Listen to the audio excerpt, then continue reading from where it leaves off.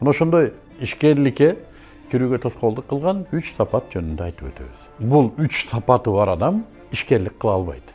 Биринчиси кыянатчылык. Кыянатчылык өтө терс сапат.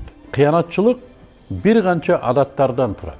Ойлонбой вада берип коюу адаты, аткарбай турган нерсени вада кылуу, айткан сөздү аткарбоо, белгилеген жерге келбей коюу, жөнөкөй эле телефон чалам деп чалбай коюу, бул кыянатчылык.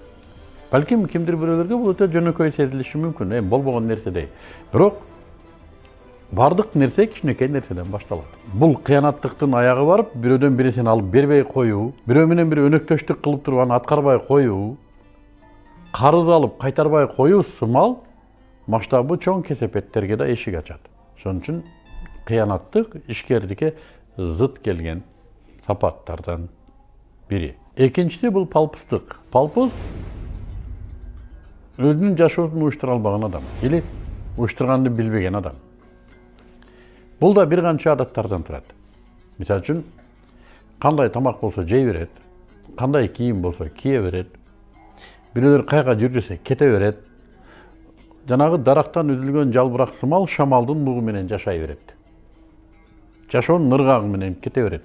Өзү жашоосун өзү башкара албайт. Өзү уюштура албайт. Аны дайым башкалар уюштурат. Ошондуктан бул адамдар дайым кечигет, себеби убакытты тартиптегенди билбейт. Бул адамдар дайым ишенимсиз, бирсени кылайын десе ишенбейт өзүнө. Бул адамдар дайым көбүнчө негативде. Себеби позитивден дегеле буларга кереги жок. Өтө жеңил ойлонот. Бул ошондой төрөлүп калгандыгы үчүн эмес. Ошондой тарбияланып калгандыгы үчүн. Оңдосо болобу? Болот албетте. Бирок мунун үстүндө өзү иштебесе, убактысын тартиптебесе, келбетине карабаса, максаттарын оңдобосо, умтулуусун, тырмышуусун жолго койбосо, палпыз бойдон калса, бул адамдан ишкери чыкпайт. Демек, палпыздык экинчи зыт келген, ишкерликке зыт келген адат. Үчүнчү мен билемдик. Бул текеберлик. Текеберлик өзү мен билемдик. Аллах субханаху ва таала Куранда эң көп эскерген пайгамбар бул Муса алейхиссалам. Муса алейхиссалам өтө көп мөжизалар жүз берген. Ал киши Аллахтын буйругу менен ошол доордун эң залым падышасы болгон Фираун менен күрөшүп, анын залымдыгынан өзүнүн элин деңизди жаруу менен алып өтүп кеткен киши. Аллах мөжиза берип, деңиз жарылып, элин алып кеткен киши. Аллах таала ушул кишини айтып атат, сен билбейсиң деп атат. Бул Куранда ушул окуя бар.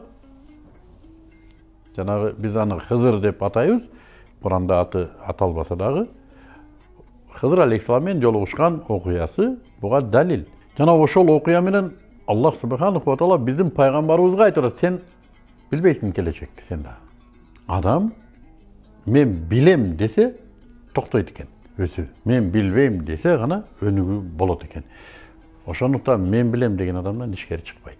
Ал мен билемдик менен өтө көп нерсени опурталдуу кылышы мүмкүн, жана анын бизнесинин өнүгүшү да өтө күмөн. Ишкердикке зыт келген 3 сапат бул кыянаттык, палпыстык жана мен билемдик. Ишкерлик кылам десеңиздер, мына ушул сапаттардан арылышыңыз керек.